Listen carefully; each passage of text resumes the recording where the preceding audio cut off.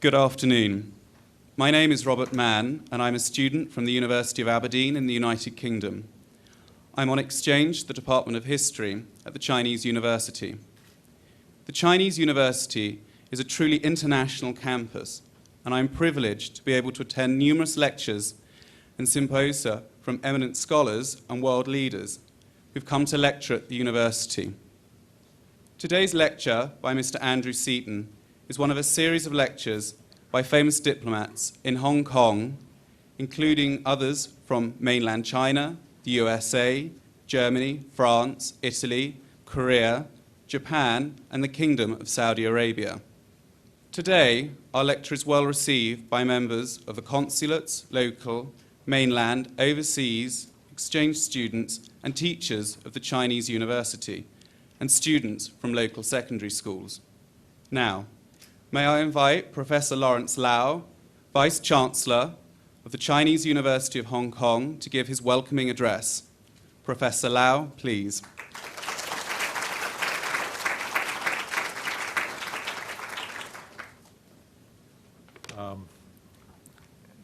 Mr. Andrew Seaton, Xi先生.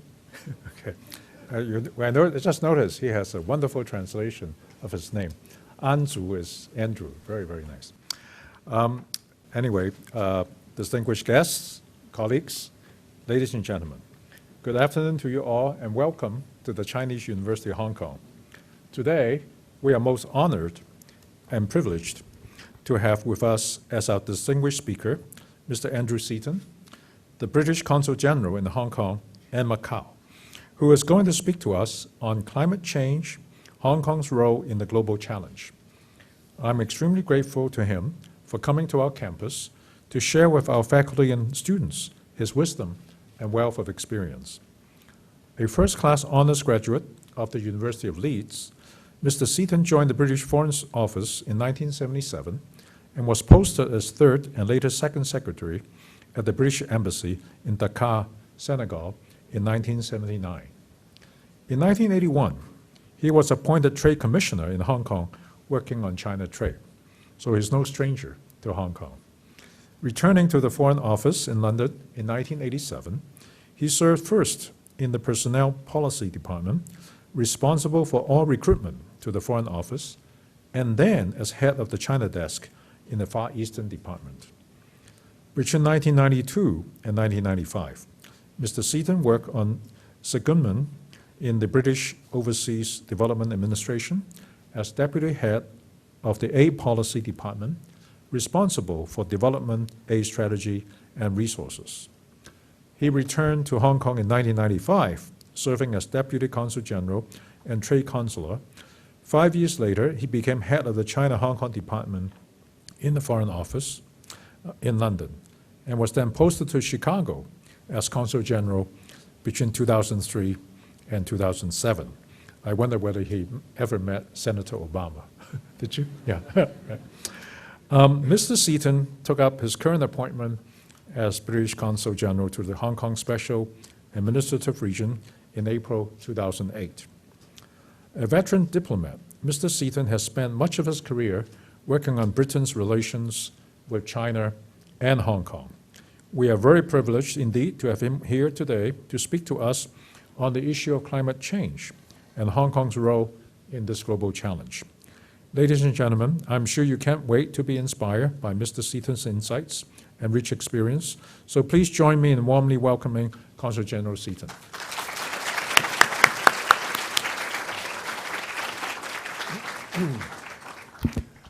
Professor Lau, ladies and gentlemen, distinguished guests, good evening, and it is a great pleasure to be with you all this evening. And it was also a great pleasure to be introduced in part by a student from the United Kingdom, I believe spending some time here at the Chinese University. Professor Lau, thank you very much for the very kind invitation to give a guest lecture here at the Chinese University. It was one of those invitations that is slightly daunting to receive, however.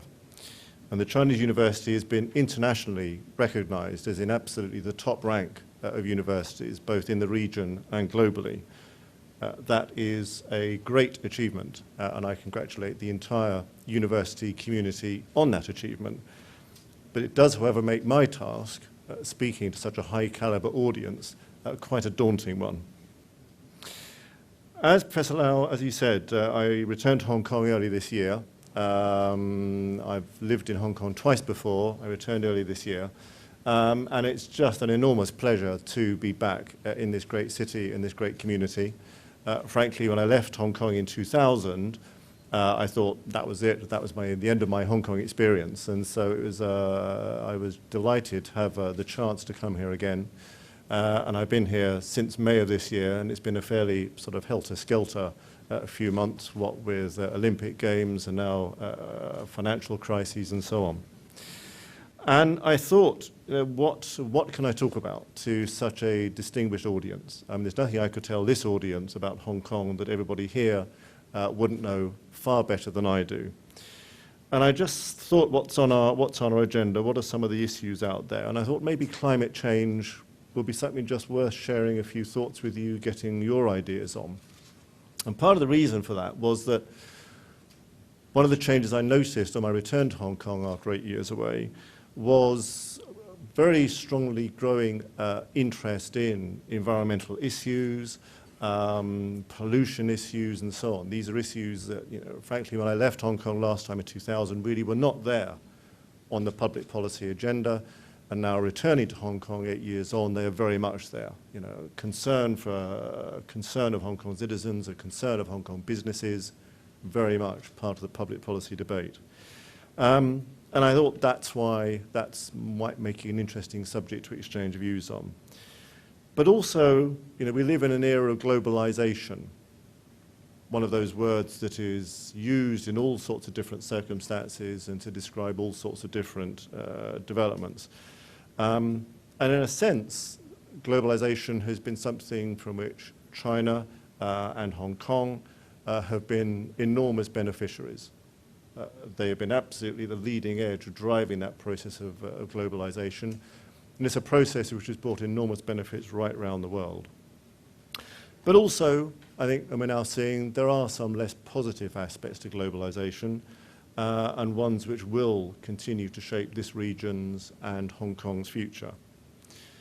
So today I'm going to talk about climate change, about why it matters, a little bit about what we could do about it. And you may ask why a British diplomat is raising this issue. Let me make it absolutely clear. I'm sure there are lots of scientists in the audience. Scientists, please raise a hand. Oh, there are some. Okay, good. Well, I'm certainly not a scientist. I was reminded of a line I liked by the American comedian Dave Barry when he said that his favorite scientific theory was the one which held that the rings around the planet Saturn were entirely composed of the airline's lost luggage. But I am not a scientist, nor am I an environmentalist. But part of my point today is that climate change is not just a scientific issue, and it's not just an environmental issue. The effects of climate change go well beyond that. My government certainly believes that the effects of climate change will be geopolitical, on a global nature, and need a global response. There are going to be some messages I hope you'll take away from this afternoon. I'll go through them briefly now and then cover them during my talk. Firstly, that climate change cannot now be ignored. And I would suggest particularly by this a university and university student audience. Secondly, carbon emissions have the same impact on global warming, whether they're emitted by a flight from Bangkok to Hong Kong or from a power station in Peru, whether from a construction project in Italy or from deforestation in Indonesia. It is by definition a global problem and by definition needs a global solution. And I would suggest that Hong Kong, as one of the world's leading global cities, needs to be part of that solution. Thirdly, we recognize that the rich countries, the developed countries, the industrialized countries are responsible for about 70% of the greenhouse gases that are currently in the atmosphere. And therefore, countries like Britain need to show leadership in addressing this issue. And I believe that we're doing this and we're willing to share that. Fourthly, addressing climate change is possible without sacrificing economic growth. Yes, there are costs to addressing climate change, but the costs are less than the costs of doing nothing. And my final take-home is perhaps the most surprising to a Hong Kong audience, which is that this switch that we need to see, this switch to a low-carbon economy, actually presents great business and economic opportunities. And Hong Kong is very well placed to take advantage of those. Okay, you say, that's all absolutely fine, but haven't you read the newspapers for the past 3 weeks, 4 weeks? Haven't you seen that there is the greatest sort of financial crisis the world has now been facing for a generation and a half? What are you doing standing here talking about climate change? And I think it would be wrong in front of an audience like this not just to say, spend a minute or so on the financial crisis. Because of its gravity, it is clearly one of those generational crises. And secondly, because for Hong Kong, as for my country, Britain, financial services and the financial industry is a very, very important part of our economy. And the British government announced about 10 days ago that it was taking action to support the banking system in Britain and try to support that banking system as markets stabilised. It made available about £50 billion, that's 700 billion Hong Kong dollars, not a small sum, to help recapitalise the leading British banks. And the aim is to protect the security of the financial system, to protect savers, to protect businesses, to protect borrowers. It also introduced new measures to improve the liquidity of the money markets and to guarantee the debts issued by banks. And we're very pleased to see that a number of European governments and the American government has also now introduced a similar series of measures to stabilise the international banking system. That's the short term, but also there's a longer term issue coming out of this whole crisis. Last week, the British Prime Minister Gordon Brown also proposed a wide-ranging and fundamental review of the international financial architecture to provide better early warning of problems, to provide that supervisory standards across the world fitted the international nature of money markets, to make sure that regulatory systems could operate across borders in the same way that money can flow across borders. In short, a new Bretton Woods, a new financial order. And those ideas are now being discussed with our European Union partners. They're being discussed in the IMF and other areas. And that's part of looking at this crisis and seeing what we need to do to make sure that we have a financial system going forward that fits the need of our economies. But none of all that, I would suggest, removes the need to address climate change. Tackling climate change is as important today as it was before the financial crisis. And indeed, if part of the effects of climate change is increasingly volatile commodity prices and increasingly rising energy prices, then arguably getting the climate change agenda right is part of that economic stabilisation that we're talking about. But let's be honest. There is a very real concern in all countries that acting on climate change has an economic cost, that acting on climate change would undermine economic development, would undermine countries' competitiveness, and certainly the current problems in the world economy are bringing these concerns out. All over the world, people are feeling the impact of the credit crunch. Prices have been rising here in Hong Kong, in Hangzhou, in Los Angeles, in London and Lagos. Meanwhile, growth is slowing down in virtually all the major economies. So some will say, well, in that case, we've got to put our economic interest first, that we've got to choose economic prosperity over environmental stability. In my view, this is a false choice, because there is an alternative to carbon dependence, a low-carbon economy. And that's a term I'll come back to in a minute. I spoke earlier about globalization. We're all part of it. We all consume it. We're all part of that great movement. A huge mobility of people, of goods and services across borders. Hundreds of thousands of Hong Kong and mainland students studying around the world, many of them in the UK, British students, as we see, studying here in Hong Kong. We all consume those goods, our iPods made in Guangzhou, our computer games designed in Britain, and so it goes on. an immensely powerful and positive force for the world economy, something which we've all benefited from. But also that globalization has brought about a new set of challenges. A richer world, a more crowded world, propelling a surge in demand for natural resources, rising energy prices, rising food prices. As you know, oil prices peaked at over $140 a barrel in the middle of this year. They've since fallen back, and fallen back a lot, reflecting concerns about the world's economic prospects. But the trend line continues to be upward, and that's because ever-expanding demand from the major emerging markets, in particular China and India, as they get richer, as they develop their economies, as they industrialize. Food prices similarly have rocketed. In Hong Kong has been hit by this like everybody else. Here we've seen the price of food rise by an average of 18% in the last 6 months. Supply and demand are just not matching up. And what's becoming increasingly clear is that the origin of this resource crunch is our carbon dependence, our dependence on carbon for our energy. What do I mean by carbon dependence? Well, we live in a high carbon economy. We depend on scarce and finite and vulnerable supplies of hydrocarbons, oil and gas in particular, to satisfy our demands for energy. This pushes up energy prices, but also it releases carbon into the atmosphere, causing climate change. In addition, higher energy prices and climatic pressures are pushing up food prices.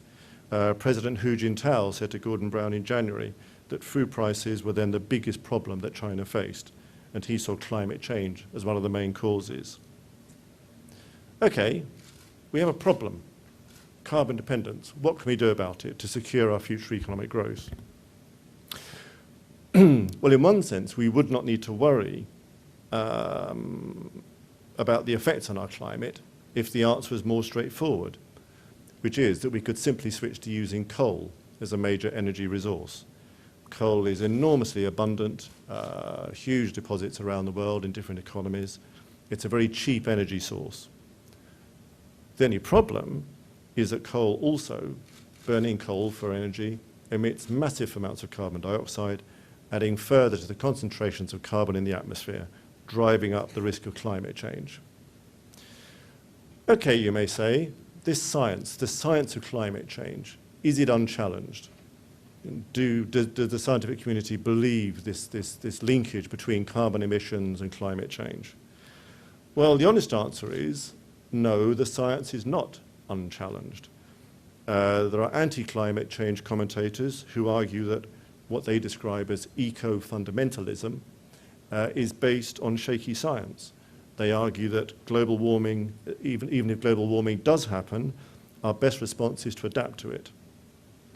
And that we shouldn't attempt to solve the problem of global warming if the cost of solving it would be greater than the cost of the problem. Now, as I said at the outset, I'm not a scientist, so my opinion is worthless in this room. But what is clear is that the balance of international scientific opinion is now overwhelming. Natural science academies from around the world, including the Chinese Academy of Science and the Royal Society of Britain, have signed a statement on the global response to climate change, stating that there is now strong evidence that significant global warming is occurring. The American Association for the Advancement of Science has stated that, quote, the scientific evidence is clear. Global climate change is caused by human activities, and it's a growing threat to our societies. And I think perhaps crucially, the international community has agreed that even if there is some scientific uncertainty, that uncertainty should not be a cause for or an excuse for inaction. As early as 1992, which seems an eon ago, at Rio, the international community agreed on an action plan to stabilize carbon emissions to prevent man-made climate change. In some ways, this was the start of the process that led to the Kyoto Agreement in 2005 on reducing carbon emissions. And this growing international action on climate change has been accompanied by a growing recognition also that climate change is not just an environment threat. Rather, it represents a fundamental threat to our security, to our food supplies, a threat to our economic security, a factor that risks exacerbating or leading to local conflicts, regional conflicts, driven by competition for resources, competition for energy, competition for food, competition for water. Is it really too remote to think of countries fighting, going to war, not about politics, but about water? Is it really too remote to think about people fleeing not from political persecution, but from environmental catastrophe? And in that sense, I think climate change is sort of coming out of the green box and is now seen as one of the key global challenges facing us all. But to tackle this problem, what do we need to do? Can we afford to do it, particularly now, given the economic situation? Because what we're talking about is a transition from a high carbon economy to a low carbon economy. We've got to take carbon emissions out of the world economy. There's a famous academic, Professor, now Lord Stern, Nicholas Stern, who wrote a Stern review on the economics of climate change a couple of years ago. And he showed us that it is possible to combine tackling climate change with maintaining economic growth. His review looked at, in a major global study, this central issue of the cost of tackling climate change. What it showed is that tackling climate change is both technically feasible, but also economically rational. His key message was that the cost of action are far less than the cost of delay, that we cannot afford not to act, and that the earlier we act, the easier and the cheaper it will be. I'll just spend a minute or so on the Stern Review, and I think somewhere we've got Cantonese summaries of the Stern Review if people would be interested in seeing that. And the backdrop to this is, for those who haven't been following this, that driven by our much higher use of hydrocarbon fuel, concentrations of carbon dioxide in the atmosphere are reaching levels not seen literally for hundreds of thousands of years. And those concentrations are continuing to grow ever more rapidly. The Stern Review estimates that if we continue to burn fossil fuels at this rate, there's a 50% chance that by 2050, the Earth could see a 5% rise in average temperatures.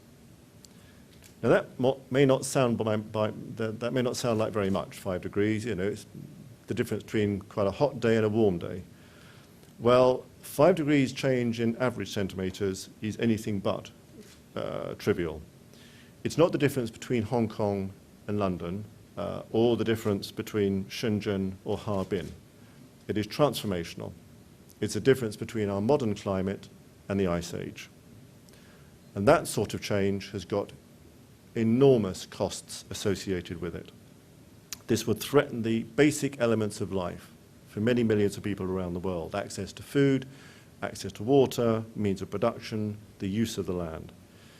You'll have heard some of these things, some of these possible consequences: irreversible melting of the polar ice sheets, causing sea levels to rise not by centimeters, but by meters, endangering millions of people living in coastal cities, threatening major world cities, perhaps even Hong Kong.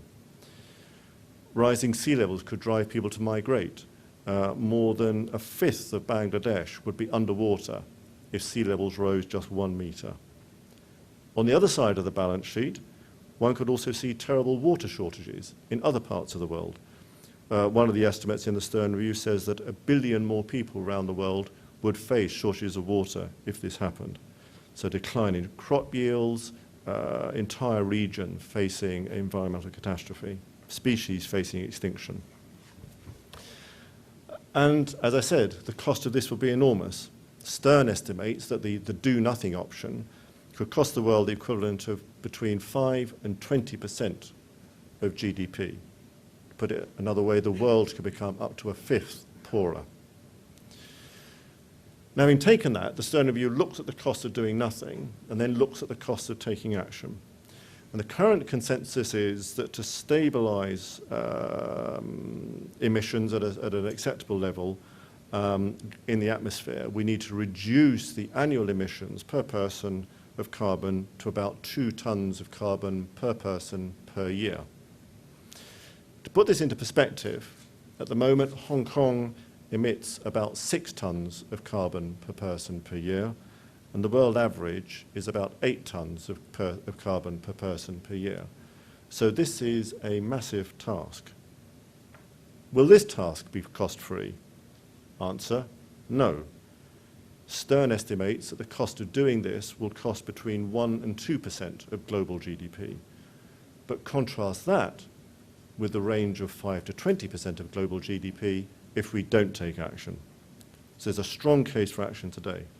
And I was very interested to see here in Hong Kong, in his policy address last week, the Chief Executive Donald Zhang recognized this. He said, quotes, "Hong Kong will make early preparations to meet the challenges of climate change. In particular, we will enhance energy efficiency, use clean fuels, rely less on fossil fuel, and promote a low-carbon economy, an economy based on low energy consumption and low pollution." And I very much welcome this statement by the SAR government and their policy in this area. I just mentioned that this low-carbon model means we've got to get our emissions down to 2 tons per person per year. But I mentioned also that rich countries are responsible for 70% of the carbon that is up in the atmosphere at the moment. And certainly we in Britain accept our responsibility to take a lead in dealing with this.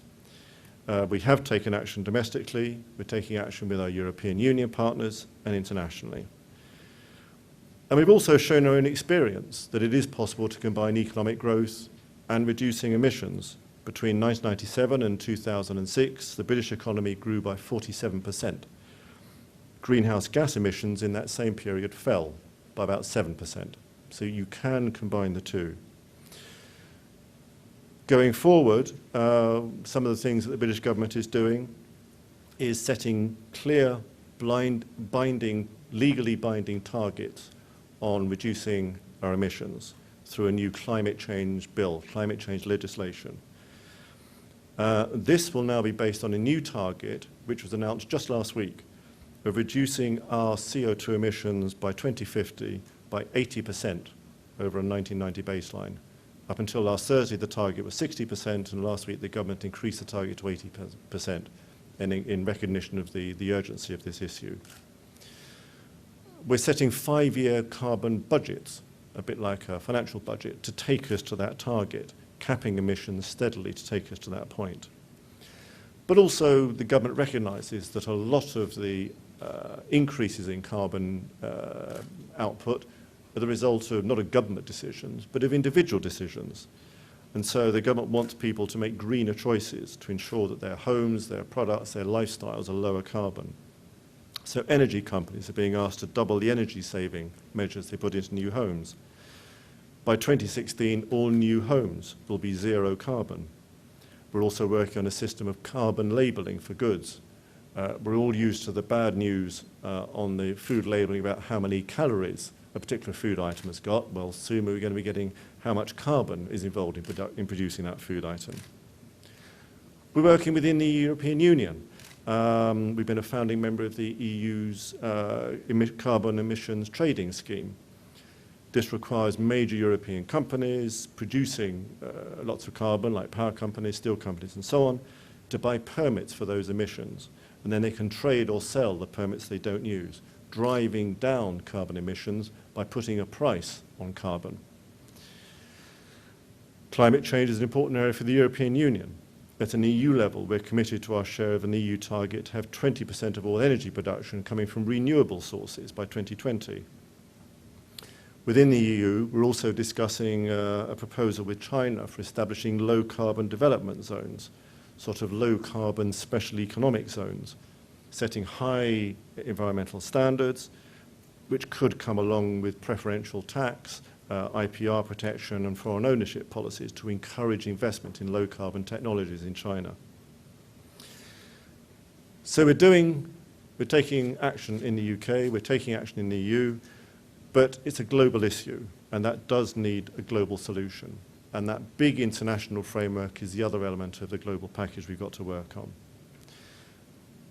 As I mentioned earlier, the Kyoto Protocol was signed in 2005. It's now been ratified by 140 countries around the world.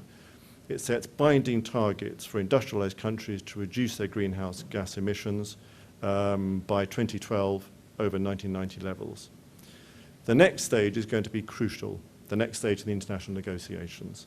The next big conference will take place in Copenhagen next November.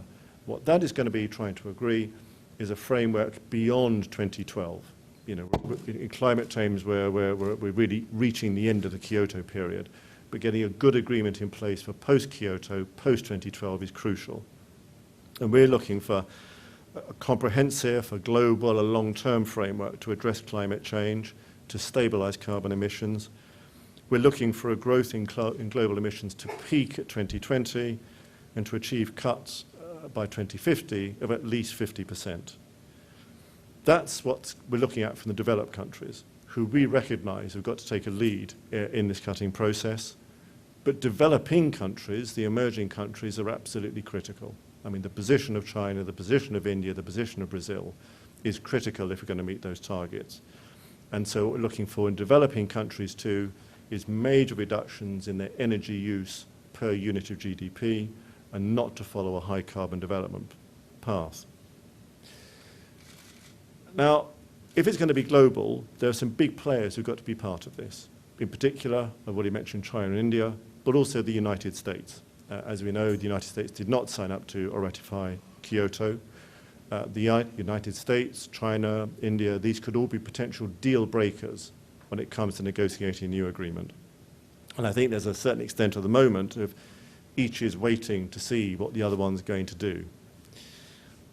I think there are grounds for optimism that the US elections next month could see the start of a new chapter in Washington's approach to climate change.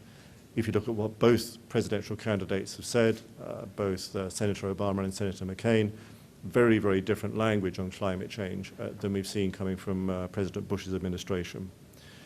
And I think if we could see strong progress from the US in the first 6-9 months of next year, we are hopeful for a pretty positive outcome from Copenhagen, and this would trigger further action by other major players.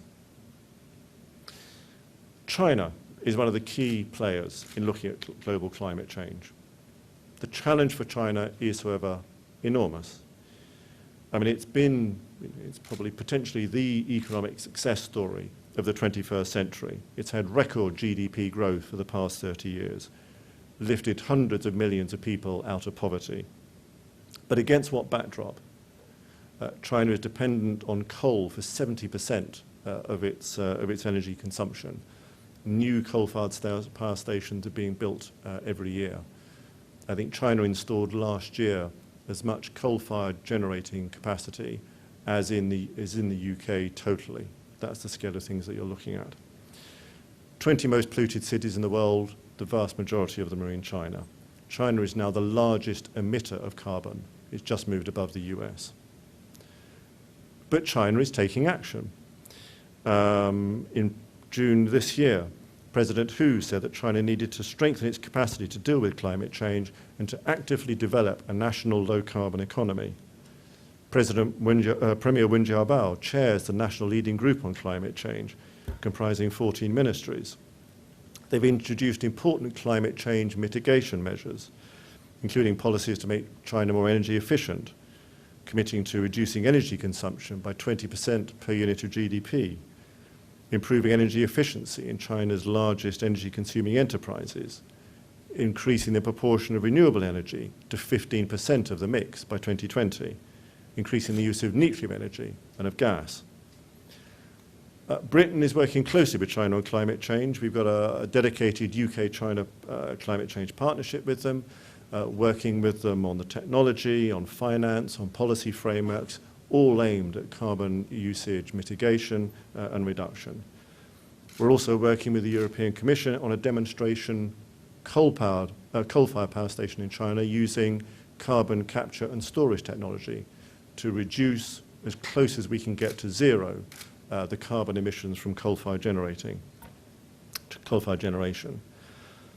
And also we've seen internationally, there was an important climate change conference in Bali last December, and China played a very important and constructive role in securing the agreement reached at that conference, and has since been playing a proactive role, public diplomacy offensive, and is working to develop a consensus amongst the G77 countries and the G5.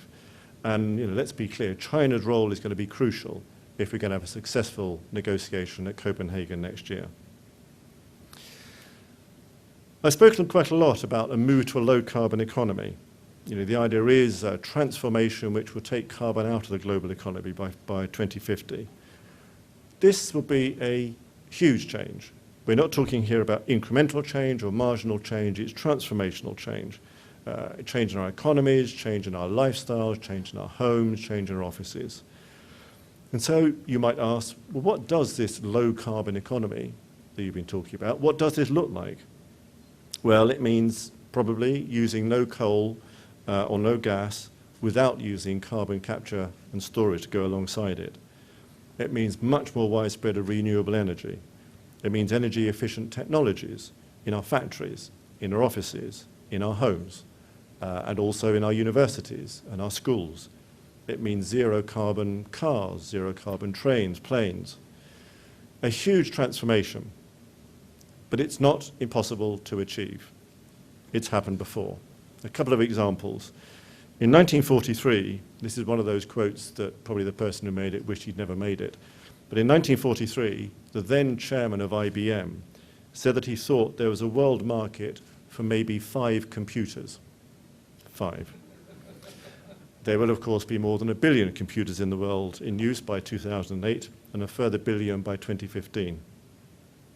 Another of those comments that the person who made it wished he hadn't made. In 1890, Lord Kelvin, president of the Royal Society, said, quote, "Heavier-than-air flying machines are an impossibility." 40 years later, Pan Am made its first transatlantic flight. The lesson from these quotes is we must not underestimate the scale and the urgency of the challenge, but neither should we underestimate our ability to transform and to make that transformation. And for those countries, for those regions, for those businesses, dare I say, for those universities that make this leap of imagination, that take early action to embrace low-carbon solutions, the opportunities are huge. Government can't do this on its own. It needs business, it needs private sector investment, it needs private sector ideas, technologies and skills to push this low-carbon technology to take advantage of this opportunity. It needs research into new technologies, an area where universities like this one can clearly have a major role. Those opportunities are real and growing, and I'd like to conclude by looking at some of those opportunities and what they mean for Hong Kong. Globally, it's estimated that environmental industries, including renewable energy, waste management, pollution control, and so on, will be worth about $700 billion US worldwide by 2010. What's that mean, you say? Well, that's about the same size as the global aerospace industry. That's the magnitude that we're talking about. By 2050, one estimate is that the overall added value of the low-carbon sector could be as high as $3 trillion a year. So a massively rising potential line of business there. Well, that all sounds quite abstract, so perhaps a few more concrete examples. Between 2008 and 2012, global use of wind power is forecast to grow by nearly 4 times, nearly 400%.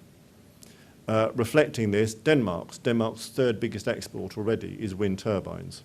Major new development there. Over the same period, 2008 to 2012, the global use of solar power is set to double. Revenues in the solar energy business are meant to be about $20 billion by 2010. In Britain, demand for energy-efficient appliances, home appliances, are growing by between 10 and 12% a year. In the vehicle industry, the use of hybrids and other energy-efficient technologies is a major source of competition between the car companies and between their supply chains. At the moment, hybrids account for about 6% of Toyota's sales in the US, and Toyota expect this to be 20% within 3 years' time. Very, very rapid takeoff of this new low-carbon technology. We in Britain are taking these opportunities seriously. I mentioned carbon trading earlier. London is already the major global hub for carbon trading. Nearly 60% of the carbon trading credits coming out of the Kyoto mechanisms were traded there. Alongside, more widely in the UK, we reckon there are about 400,000 jobs in low-carbon industries. You know, we're used to talking about blue-collar jobs and white-collar jobs. Well, I think soon we're going to be talking about green-collar jobs. That's the size of the opportunity. And Hong Kong. What's Hong Kong's role in this? Well, and you all know this far better than I do, but Hong Kong has always been about embracing innovation, about new ways of doing things, about spotting opportunities ahead of the curve, then generating business and generating wealth as it exploits those opportunities. Hong Kong is never about business as usual. It's renowned for inventing itself. You know, it's transformed itself over a number of decades from a trading economy to a manufacturing hub, then to being the leading player in China's extraordinary economic development over the past 2 decades, then to becoming one of the world's great financial and business services centre. And I would argue that climate change presents a similar opportunity for Hong Kong now to move on to being a real leader in the low-carbon economy. And the potential is great. As a financial centre, it's well positioned to play a leading role in carbon trading. Carbon markets are already worth about $60 billion worldwide, and as those markets expand to, as we expect, to the US, to Australia, to Japan in coming years, the size of that global market will expand enormously. And the Hong Kong Stock Exchange has already made clear its commitment to move into carbon trading, to develop a carbon trading platform. So I think that one is already well on the way to delivery. As a financial centre, Hong Kong can take advantage of major investment opportunities in mainland China and elsewhere in new clean technologies such as carbon capture, renewables and so on. These areas can provide huge profits for those who get in early. The Carbon Trust report, there's a very good Carbon Trust report on opportunities for business in the low carbon areas. That looks at a number of sectors, including some which are very relevant to Hong Kong manufacturers, such as consumer electronics and building materials. And they conclude that these sectors stand to benefit enormously from regulatory change to tackle low carbon economy. And although there may be greater regulatory costs, which will have an impact on their bottom lines, these will be more than offset by higher sales, by higher revenue from tapping into a global move towards a high-tech, low-carbon lifestyle. Hong Kong is positioned right next to China's exporting hub. Huge number of Hong Kong-financed manufacturing companies in the Pearl River Delta. And as the environmental regulations tighten and as consumers in the West become more green in their purchasing patterns, so those businesses in Hong Kong can benefit. They can benefit from transforming those industries. They can benefit from new opportunities in carbon verification and carbon audits of supply chains. John Ashton, the UK's advisor in climate change, was in Hong Kong earlier this month. He says that the mainland is already in the process of starting the transformation into a low-carbon economy. In reality, it does not have a choice. You know, people see evidence of this when you travel to the mainland. Beijing smog, which has reappeared after the Olympics. But it's wider than that. It's this sense that China itself, if climate change has the environmental impacts everybody thinks it will have, could see enormous environmental problems, terrible food problems, water supply problems, and so on. And John Ashton believes that the top echelon of the Beijing government is very, very well aware that its turbocharged economic growth now needs to move from a high-carbon path to a low-carbon path. And John Ashton thought that if Hong Kong companies didn't soon move into that direction themselves, they would start to lose out on those opportunities rather than take advantage of them. Against that background, maybe there are particular opportunities for Hong Kong working with Guangdong, leading its way in this transformation of China more widely. You know, developing a low-carbon, resource-efficient industrial base for Guangdong might perhaps be a first step in the mainland's economic evolution. I mentioned earlier the possible establishment of low-carbon development zones. Maybe this is another area where Hong Kong, again, within China, could be taking a lead with its partners in Guangdong. To conclude, I've argued that climate change is one of the key challenges facing this generation. that if globally we get it wrong, the price to be paid for our environment, for our well-being, for our security is immense. Yes, there are costs involved in tackling this challenge, but the costs involved in tackling it are far less than the costs of not tackling it.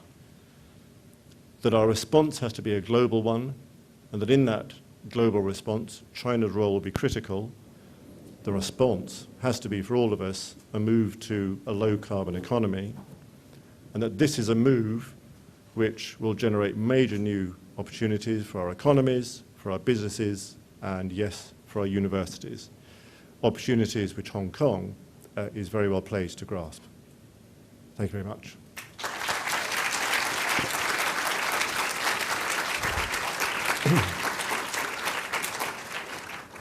Thank you, Mr. Seaton, for a most inspiring lecture.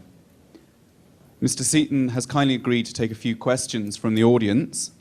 Now may I invite Professor Lawrence Lau to conduct the answer and question session, please.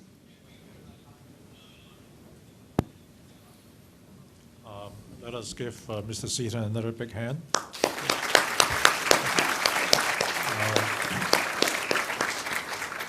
The floor is now open. I think the ground rules is that identify yourself, speak loudly, and try to ask a reasonably short question. All right. So, please. Please. Identify yourself. My name is Jenny Leung. I'm a professor in the Systems Engineering Department here at Chinese U. I guess my question is, some people have commented that China's development has been, to become the factory to the world, has caused itself a great environmental damage. So as you mentioned, while they're aware, so there's a delicate balance that they will have to move in the future about sort of balancing environmental concerns and development concerns. We've also seen in the case of biofuels that kind of getting the economic incentive wrong could have unintended damages to the environment and food supplies and so on. So how do you, I guess my point is, calculating the carbon footprint is very rough-hewn calculations, so how can the Chinese leaders, based on these very approximate numbers, steer a balancing path between development and environmental protection? What's your thoughts on that? Yeah, thank you very much. No, I think you hit on a couple of things, and one is there are a lot of uncertainties about this. As I indicated, there are uncertainties about the science. There are uncertainties about the nature of climate change. I mean, some people do argue that we're looking at the wrong timescales, that actually the timescales we're talking about are far too short to be talking in terms of climate change.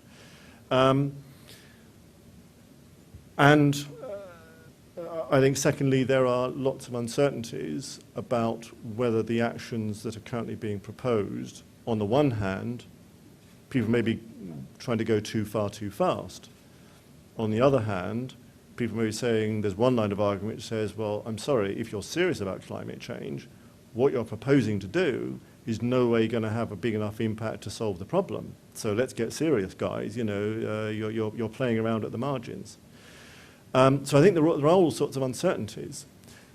But I think part of the response has been that we don't, the consensus is that we don't have time to wait for all those uncertainties to become certainties before we can take action. That there's enough evidence around at the moment to make us believe globally that there is a global problem looming here. And there's enough evidence around to make us have at least some sort of view on what is causing that problem.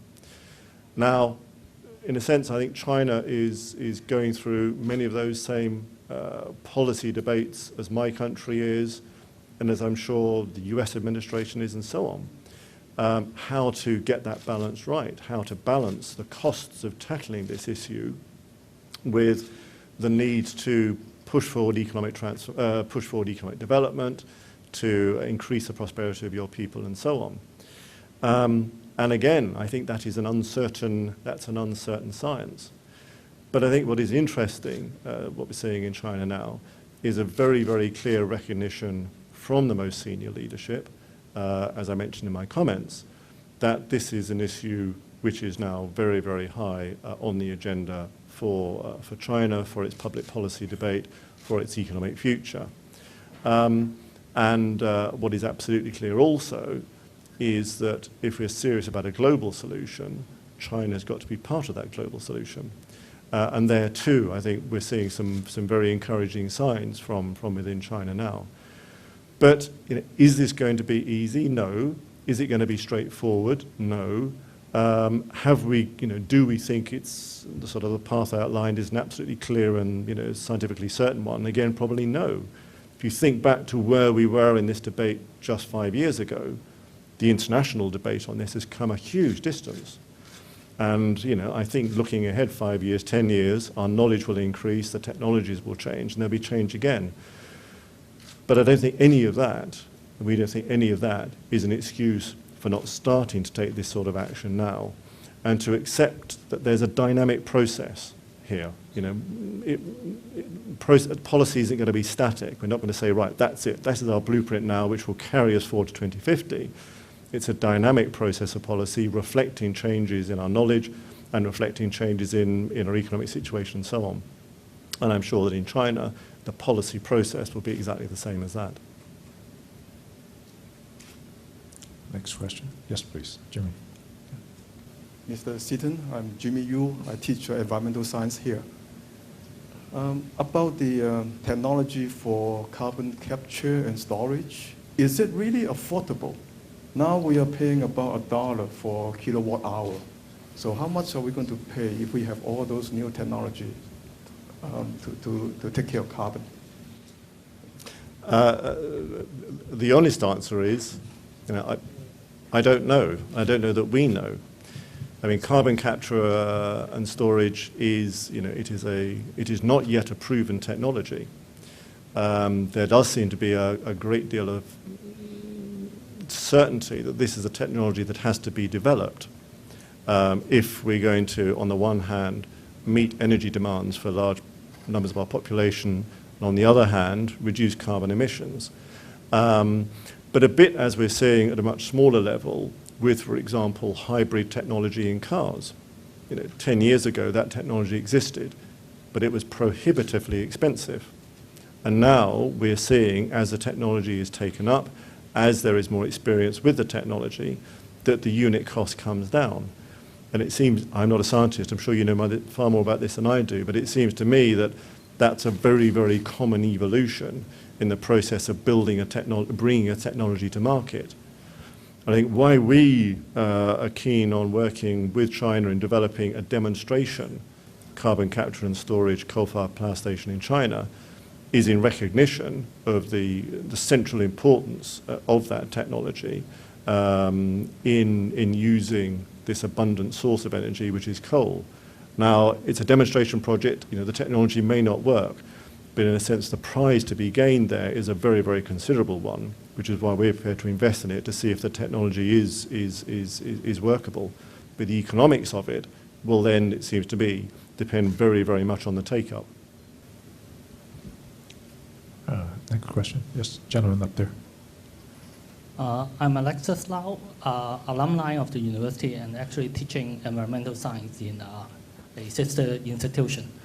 I want to ask, because you talk about Hong Kong government is doing well in its recent policy address, mentioning about all this environmental improvement, climate change effort. That doesn't seem to be much more aggressive than what the US government is doing.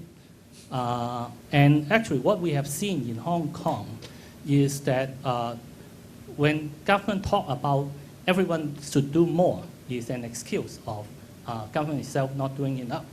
My question is whether you think that actually right now setting clear, significant and aggressive target for the city is one of the most important things to force the entire city to move on. Because without this target, you can get everyone to just do, encourage them to do. but it doesn't really have the effort. So my question is whether this target is important. I think if you look at Hong Kong's contribution to carbon emissions, I mean, Hong Kong, in terms of its, it is not a very big population, 7 million people thereabouts. It has got a big economic footprint, particularly in southern China, and probably its economic footprint is bigger in a sense than its population footprint. But nonetheless, when set against the big global emitters, in a sense, what Hong Kong itself can do in terms of setting targets, probably in the wider scheme of actual additions of carbon in the atmosphere, is clearly not that significant. And I think what is significant is growing recognition that I see in Hong Kong in public debate, as I mentioned, on issues of the environment and pollution and so on.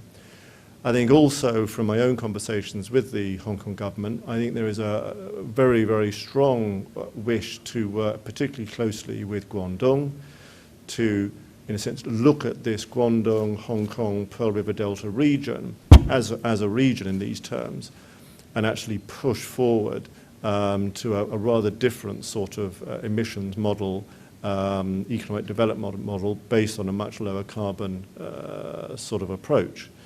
And the explicit recognition of that in the Chief Executive's policy address was really what I was talking about. And it seems to me that is a positive step forward.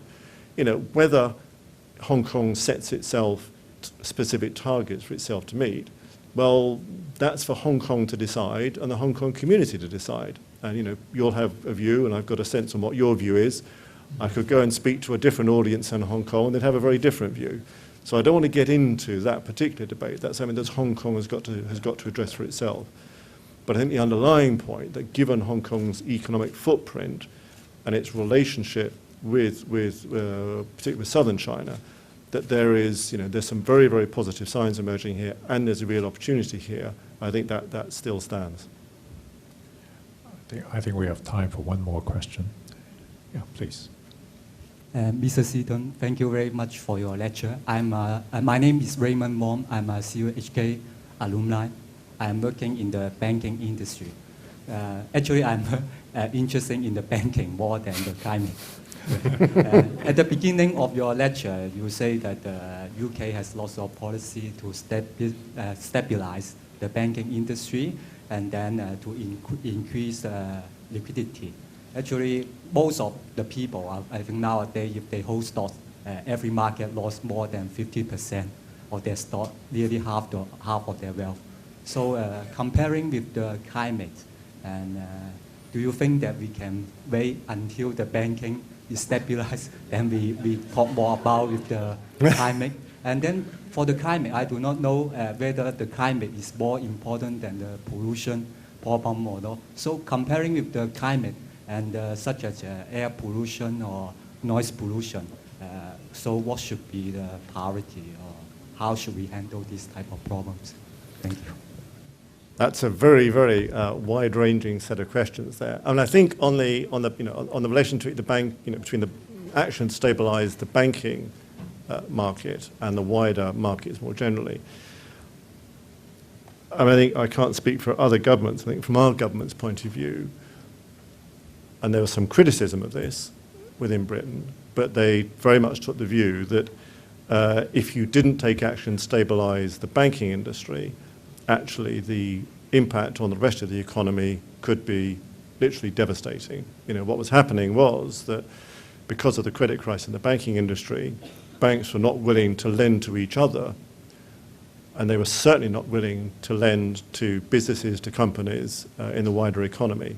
And there was a real risk that the entire credit system would just fail, the economic consequences of which would have been truly dire. And that, in the end, is why the government decided that banking, in a sense, is not, in that sense, a normal economic sector. The banking industry is not like the automotive industry, or it's so critical to the whole economic function that we had to take that extraordinary action. Now, how you compare that with taking wider action to promote economic growth, to help people through economic difficult times, I mean, that's for each individual government to take. And we're now seeing some moves on that. But I think that centrality of the financial system was why we moved very fast and very decisively to address that. On how you weigh that in the balance between action on that agenda, action on climate change, action on pollution, in a sense, the timescales are different. And it's not an either-or question, it seems to me. There was no sense in which it was an option to say, oh, well, because climate change is a really top priority, we're not going to take action to stabilize the banking markets. Life isn't like that. You have to do these things simultaneously.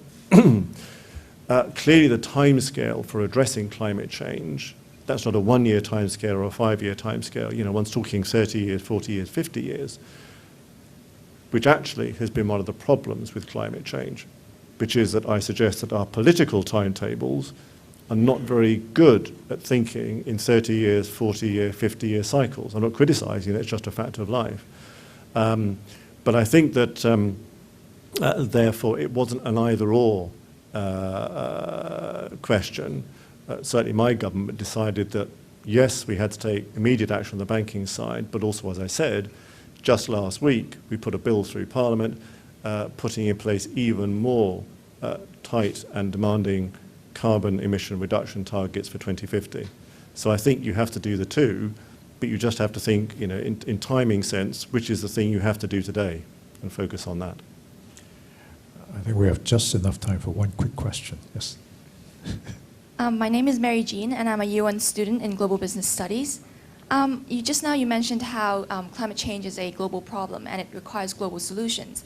And given the enormity of the situation, a lot of individuals actually feel that they feel rather helpless in alleviating this problem. So I was wondering, what are your views on how teenagers or young adults like us, how do you feel that we can actually contribute towards this global issue? Or do you think that we might have to wait till we are adults, till we have, the relevant experience or the required authority to make an impact? Thank you.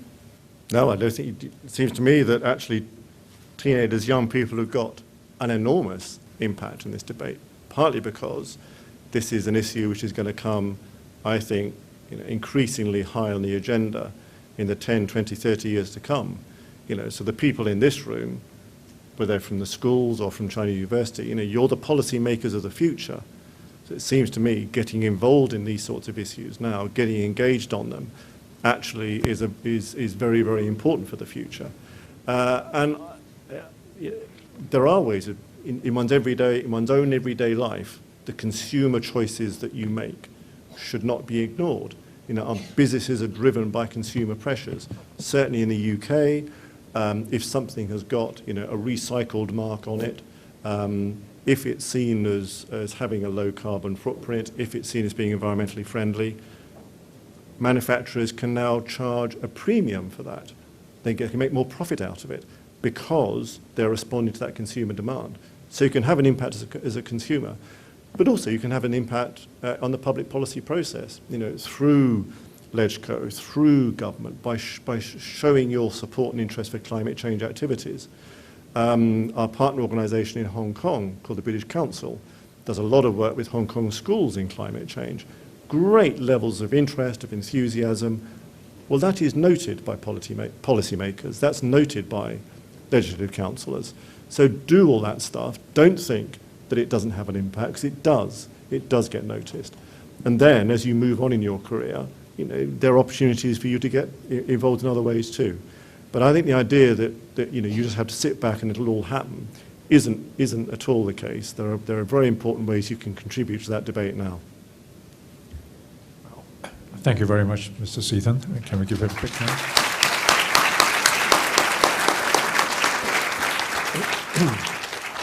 Thank you, Mr. Seaton and Professor Lau. It has been our great honour to have invited Mr. Seaton to the Chinese University, and to show our appreciation, Professor Lau will now present a souvenir to Mr. Seaton, gentlemen.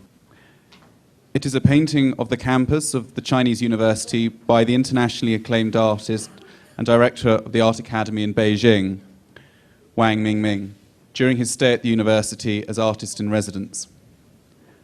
We hope that Mr. Seaton will remember us and come to visit us again in the future. Thank you.